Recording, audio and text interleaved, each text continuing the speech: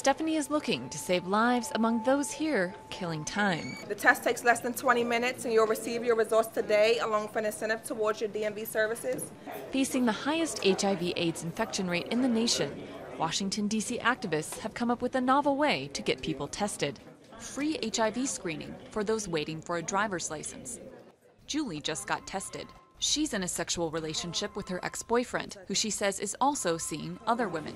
There he is. Hold on. I'm not done with my driver's test, but I'm done with my HIV test, and it's negative.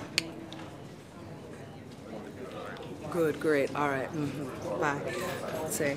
He uses me because he's too much of a chicken to go get tested himself.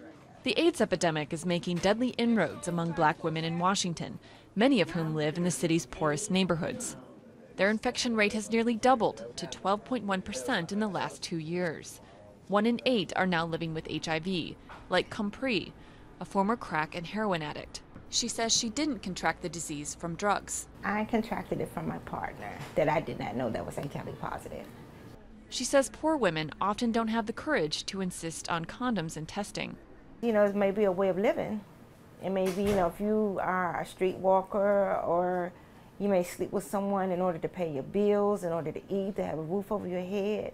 AIDS activist Tony Young says part of her outreach program aims to empower women financially so they have more courage in the bedroom. It's important that we remember that we have to talk about it in the context of a financial crisis. So that's why we also offer a job training program, because we want to kind of reduce the need for those transactional relationships. But heterosexual men aren't just propagators of the virus, she says.